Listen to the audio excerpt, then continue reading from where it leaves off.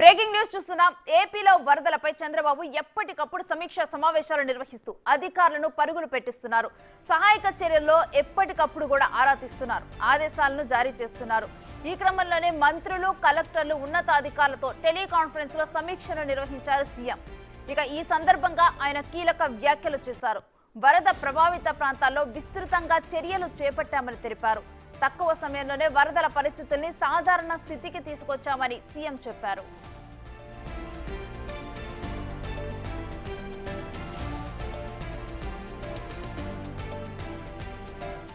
వరద ప్రభావిత ప్రాంతాల్లో సహాయక చర్యలు చేపట్టి సాధారణ స్థితికి తీసుకొస్తామని ఏపీ సీఎం చంద్రబాబు తెలిపారు. ప్రతి ఇంటికి సాయాన్ని అందించాలన్నారు.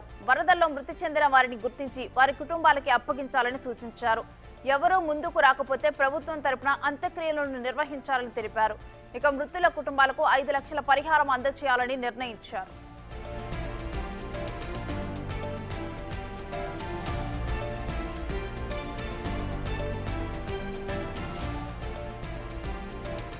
మరోవైపు వరదలు తగ్గిన ప్రాంతాల్లో బాధితులకి డోర్ టు డోర్ ఆహారాన్ని అందించాలని అధికారులను ఆదేశించారు. అలానే ప్రతి కుటుంబానికి 25 కేజీల బియ్యం, లీటర్ పామాయిల్, 2 కేజీల ఉల్లిగడ్డలు, 2 కేజీల ఆలుగడ్డలు, కేజీ చక్కెర ఇవ్వాలన్నారు.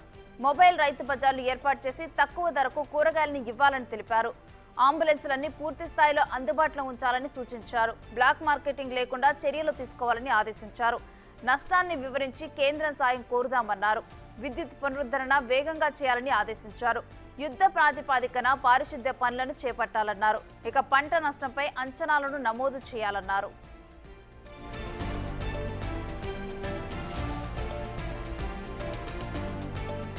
కాగా విజయవాడను మరోసారి వరద ముంచెత్తకుండా ఉండేందుకు ఏపీ ప్రభుత్వం యాక్షన్ ప్లాన్ సిద్ధం చేస్తోంది. త్వరలోనే బుడమేరు వాటర్ డైవర్షన్ పనులు చేపడతామని ఏపీ సీఎం చంద్రబాబు అన్నారు. కొల్లేరు, కృష్ణా నదిలోకి బుడమేరు నీళ్లు కలిసేలా డైవర్షన్ ప్లాన్, మళ్లీ ఇలాంటి పరిస్థితి రాకుండా చర్యలు తీసుకుంటామన్నారు. కృష్ణా నదిలో వరద ఉధృతి సగానికి పైగా తగ్గిందని తెలిపారు. ఈ రోజు రేపటికల్లా వరద మరింత తగ్గుతుందన్నారు. గత వైసీపీ ప్రభుత్వం నిర్వాకం వల్లే వరద కష్టాలు వచ్చాయని చంద్రబాబు ఆరోపించారు. ఆర్థిక విధ్వంసంతో పాటు అడ్మినిస్ట్రేషన్ పూర్తిగా నిర్వీర్యం చేశారని మండిపడ్డారు.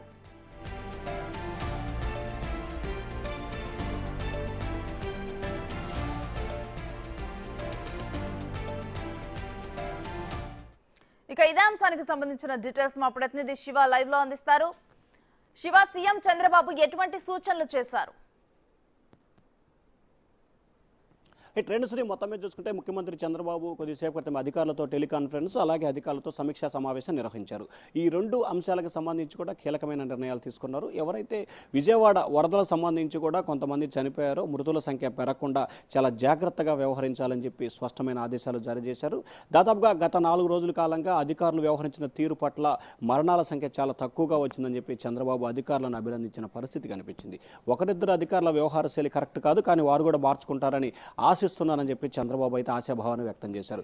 మరొక వైపు ఎవరైతే మృతి చెందారో వారికి సంబంధించిన మృతదేహాలని కుటుంబ సభ్యులకు వెంటనే అందజేసి వారి అంత్యక్రియలు నిర్వహించేందుకు ప్రభుత్వం అండగా ఉండాలని చెప్పి ఆదేశాలు జారీ చేశారు.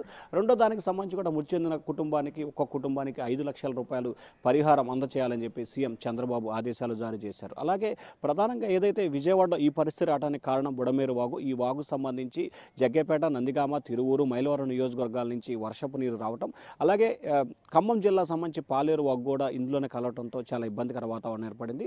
రానున్న రోజుల్లో ఈ వాటికి సంబంధించి కూడా కొల్లేరు సదస్సు, అలాగే పోలవరానికి డైవర్ట్ చేసే అంశాన్ని పరిశీలించి దీనికి సంబంధించి డైవర్షన్ అమలు చేసే విధంగా కార్యాచరణ రూపొందిస్తాం. త్వరలోనే దీనికి సంబంధించి రూట్ మ్యాప్ని ఖరారు చేస్తామని చంద్రబాబు స్పష్టమైన ఆదేశాలు జారీ చేశారు. అలాగే ఏదైతే ఇప్పుడిప్పుడే వర్షం నుంచి తేరుకుంటున్నారో పునరావాస కేంద్రాలు ఏర్పాటు చేసే దిశగా ప్రభుత్వం ప్రయత్నాలు చేయాలి. ఇప్పటికే దాదాపుగా 70 పైగా పునరావాస కేంద్రాలని ప్రభుత్వం ఏర్పాటు చేసిందని చెప్పి చంద్రబాబు అధికారులను ఆదేశించారు. అలాగే ఇంకొన్ని పునరావాస కేంద్రాలు ఏర్పాటు చేసి ప్రతిరోజు ఉదయం, సాయంత్రం, మధ్యాహ్నం అందరికీ అన్ని రకాల సౌకర్యాలు అంటే ఫుడ్, టిఫను, బ్రేక్ఫాస్ట్, డిన్నర్ అందే విధంగా కార్యాచరణ తీసుకోవాలి. ప్రతి డోర్ టు డోర్ ఆ కుటుంబంలో ఎంతమంది సభ్యులైతే ఉంటారో అంతమందికి ఉదయం టిఫను, మధ్యాహ్నం భోజనం, సాయంకాలం డిన్నర్ అందించే విధంగా కార్యాచరణ రూపొందించాలి. అలాగే ప్రతి ఒక్కరికి వాటర్ బాటిల్ కంపల్సరీ ఇవ్వాలని చెప్పి చంద్రబాబు ఆదేశాలు జారీ చేశారు. దానితో పాటుగా ఖచ్చితంగా మొబైల్ బజార్లు ఏర్పాటు చేసి తక్కువ ధరలకి, చాలా అంటే చాలా తక్కువ ధరలకి కూరగాయలు అందించే విధంగా ప్రభుత్వం చర్యలు తీసుకోవాలి. వ్యవసాయ శాఖ దీనిపై దృష్టి పెట్టాలి. అలాగే మరికొన్ని చోట్ల కూడా పండ్లు పంపిణీపై కూడా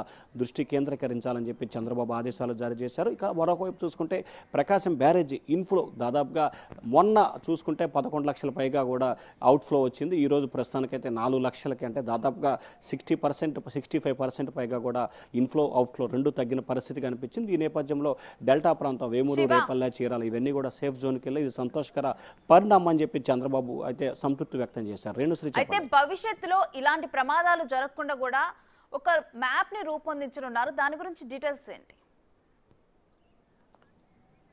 అంటే ప్రధానంగా చూసుకుంటే ఎప్పుడో కొన్ని సంవత్సరాల క్రితం విజయవాడకి ముంపు వచ్చింది. మళ్ళీ ఆ తర్వాత ముంపు వచ్చిన దాఖలలో దాదాపుగా 100 సంవత్సరాల తర్వాత ముంపు వచ్చిందని చెప్పి పెద్దలు చెప్తా ఉన్నారు. సో భవిష్యత్తులో ఏదైతే ఇటు ప్రకాశం బ్యారేజీ నుంచి వాటరు ఎక్కడా కూడా, ప్రకాశం బ్యారేజీకి వచ్చే వాటర్ ఎక్కడా కూడా ప్రాంతాలకి, గ్రామాలకి వెళ్లకుండా పూర్తి స్థాయిలో సముద్రంలో కలిసే విధంగా ఒక కార్యాచరణ.